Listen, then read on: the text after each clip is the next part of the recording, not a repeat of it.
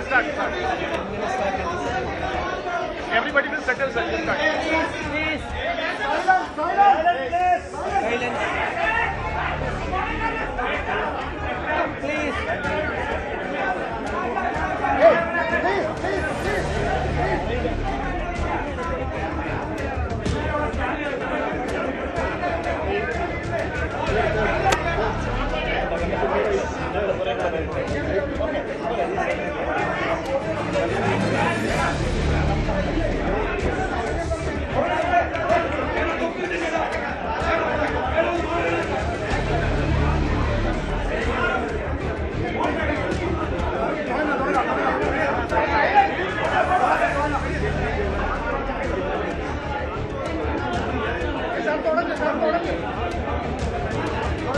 Please. Please. Own please.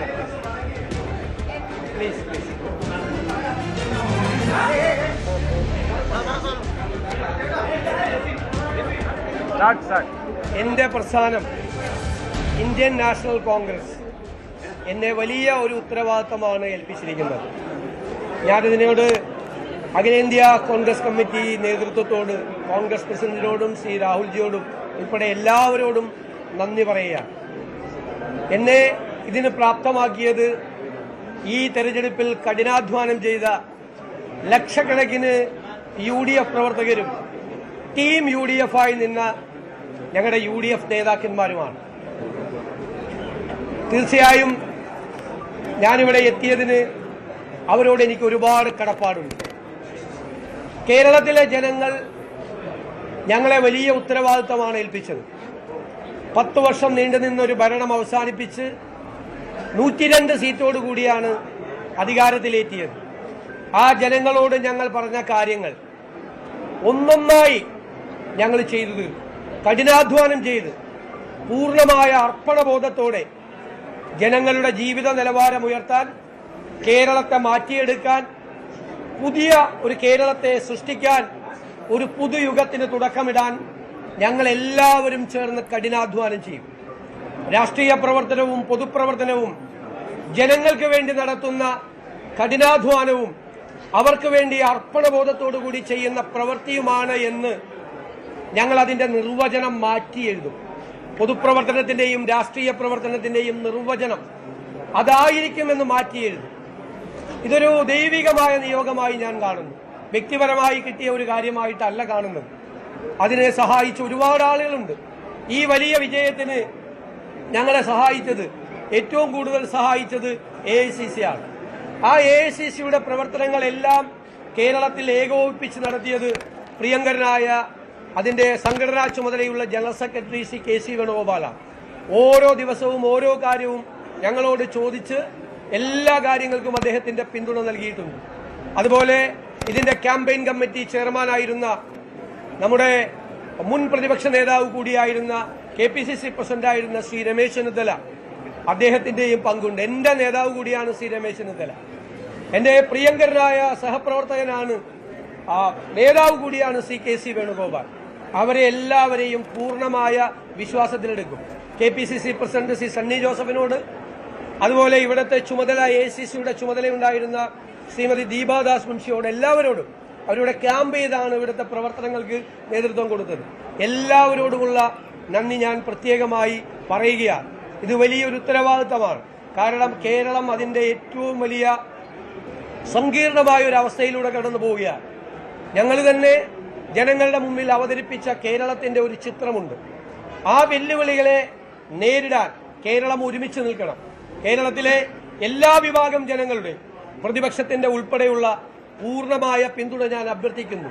നമ്മുടെ കേരളത്തെ നമുക്ക് രക്ഷിച്ചെടുക്കാൻ, പുതിയ കേരളത്തെ സൃഷ്ടിക്കാൻ എല്ലാവരും ചേർന്നുള്ള പ്രവർത്തനത്തിന് മാത്രമേ കഴിയുകയുള്ളൂ. നല്ല ഒരു ടീം ഉണ്ടാകണം. നല്ല ഒരു ടീം ബിൽഡ് ചെയ്ത് ഒരാൾക്ക് ഒറ്റയ്ക്ക് ഒന്നും ചെയ്യാൻ കഴിയില്ല. ഒരു ടീമിനായിരിക്കും ചെയ്യാം. കേരളത്തെ രക്ഷിക്കാനുള്ള ആ ടീം ബിൽഡ് ചെയ്യുക എന്നുള്ള ഉത്തരവാദിത്വം കൂടി തീർച്ചയായും ഏറ്റെടുക്കും. ഹൃദയം നിറഞ്ഞ നന്ദി എല്ലാവരോടും പറയുന്നു. കേരളത്തിലെ ജനങ്ങളോട് പറയുന്നു. ഞാൻ പറഞ്ഞല്ലോ,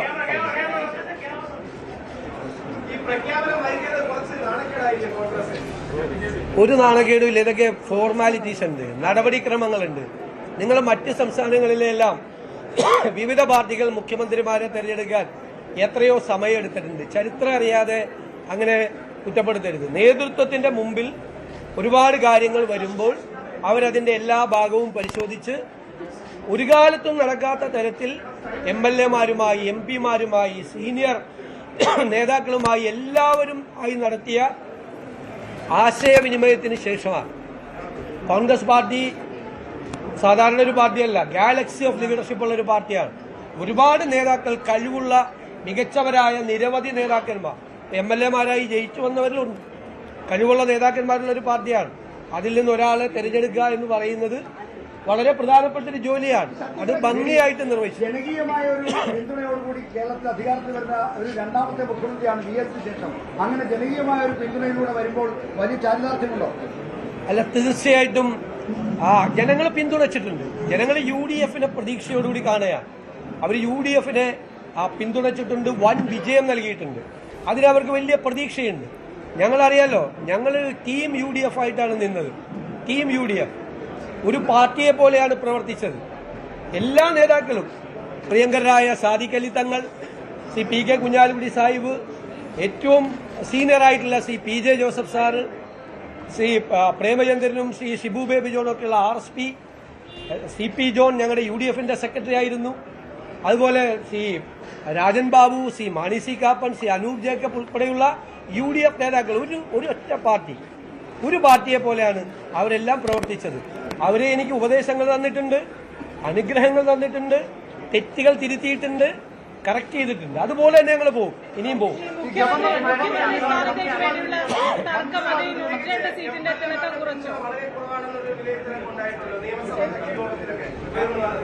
എങ്ങനെ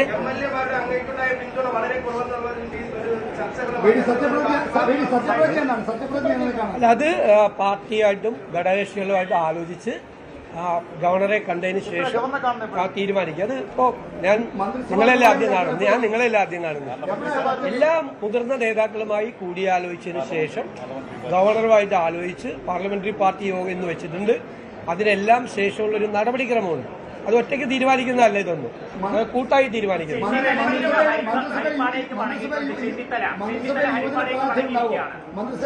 വരട്ടെ, ഞാനല്ലല്ലോ മന്ത്രിമാരെ തീരുമാനിക്കുന്നത്, കൂട്ടായിട്ടാണ് തീരുമാനിക്കുന്നത്. പാർട്ടിയാണ് മന്ത്രിമാരെ തീരുമാനിക്കുന്നത്.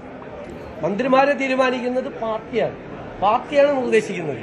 ഞാനല്ല തീരുമാനിക്കുന്നത് മന്ത്രിമാരെ. എന്നോട് അഭിപ്രായം ചോദിക്കും പാർട്ടി, മറ്റ് നേതാക്കളോട് അഭിപ്രായം ചോദിക്കും. എന്നിട്ട് പാർട്ടിയാണ് അത് ചെയ്യുന്നത്.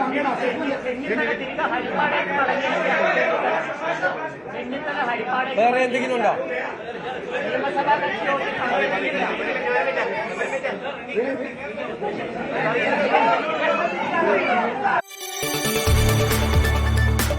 കൂടുതൽ വാർത്തകൾക്ക് News 18 Keralam YouTube channel subscribe ചെയ്യുക.